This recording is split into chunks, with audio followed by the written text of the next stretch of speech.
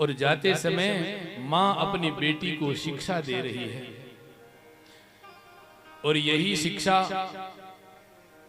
माता सुनैना ने, जब सीता जी की विदाई हुई थी उस समय माता सुनैना ने भी सीता को यही शिक्षा दी। माता मैना ने पार्वती को यही शिक्षा दी। और यही शिक्षा हमें भी अपनी बेटियों को देनी चाहिए। यदि आप चाहती हैं कि मेरी बेटी उसके ससुराल में सुखी रहे, उसके ससुराल में उसे कोई दुख न हो, ससुराल में इतना प्यार मिले, तुझे मायके की कभी याद ना आए, इतना प्रेम यदि मिले, तो इसके लिए हर माँ का कर्तव्य है कि जब बेटी की विदाई होती है उस समय अपनी बेटी को कुछ ज्ञान की शिक्षा देवे। आजकल की माताएं शिक्षा तो देती हैं लेकिन उल्टी शिक्षा देती हैं। पहले की माताएं क्या शिक्षा देती थी, ध्यान से सुनना। माता सुनैना जानकी जी की विदाई के समय अपनी बेटी को कह रही है कि बेटी, तू यदि चाहती है कि तेरे ससुराल के घर में प्रेम बना रहे, कभी तेरे ससुराल में, तेरे ससुराल के लोगों से तेरा लड़ाई झगड़ा न हो, घर में सभी लोग प्रेम से रहें, तो मेरी एक बात मानना। क्या? बोले सास ससुर गुरु सेवा करे हो, सास ससुर गुरु सेवा करे हो, बड़ी दुख लगी यशो अनुसरे हो, बड़ी दुख लगी यशो अनुसरे हो।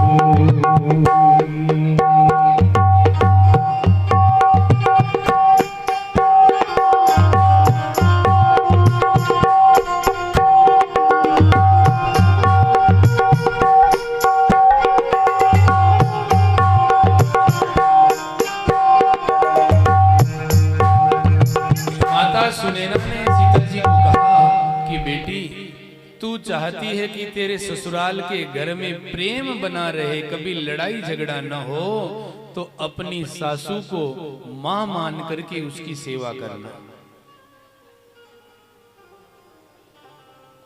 सासू गाली भी दे तो उसको सुन लेना, सहन कर लेना, लेकिन उसकी सेवा करना।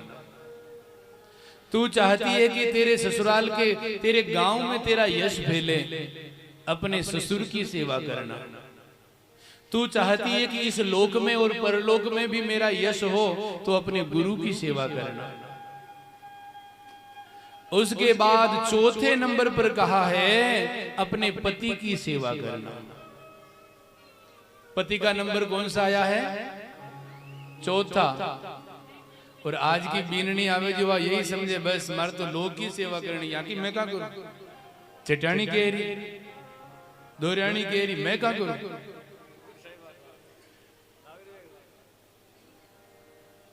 और माता सुनैना जानकी जी को बोलती है कि सेवा किसकी करनी है? पति की।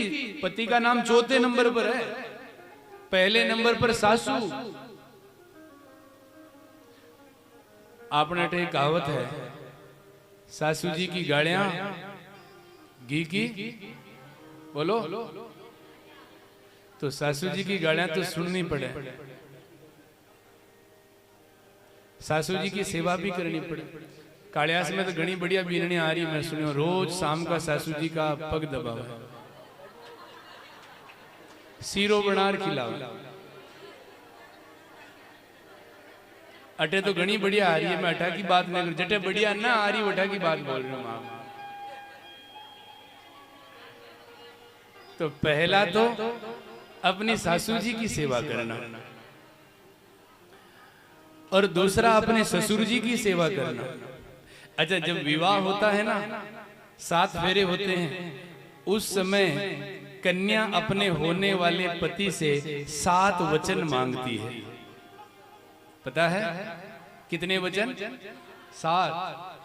और पति वर कितने वचन मांगता है?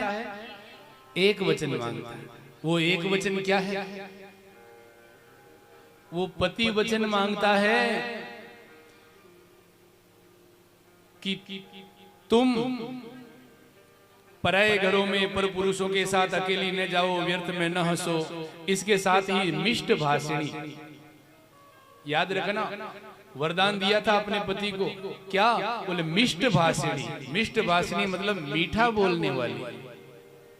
घर में यदि पत्नी मीठी बोलने वाली है तो घर स्वर्ग जैसा है। वरदान क्या मांगा था पति देवता ने? बोला हमेशा मीठी बोलना, और मेरे माता पिता को अपना सास ससुर नहीं समझ करके, अपना माँ बाप समझ करके उनकी सेवा करना। और उसके बाद उसने कहा कि पातिव्रत्य धर्म का फल, उसके बाद मेरी सेवा कर। मेरी सेवा बाद में, पहले मेरे माँ बाप,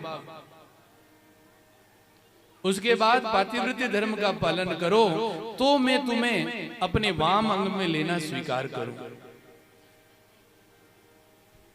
ये वचन दिया था।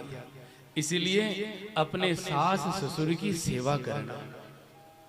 पति रुख लकी आयसु अनुसरे हो, अपने पति का रुख देख करके अपने पति की सेवा करना, ये तुम्हारा धर्म है। अपनी बेटी को विदाई देते समय ये सारा ज्ञान सिखाया। आजकल की माताएं भी सिखाती है, जब बेटी जाती है ना ससुराल पहली बार, तो माँ अपनी बेटी को आज भी ज्ञान देती है। लेकिन आज की माताएं क्या ज्ञान देती है? आजकल की माताएं ज्ञान देती है, बेटी तेरे पर्स में मोबाइल रख दिया है, स्क्रीन टच लंबा वाला, और 3 महीने का रिचार्ज करा दिया है। तेरा सास ससुर देरानी जेठानी ननद कोई कुन पुन करे तो एक फोन घुमा देना मेरे तेरे बाप के।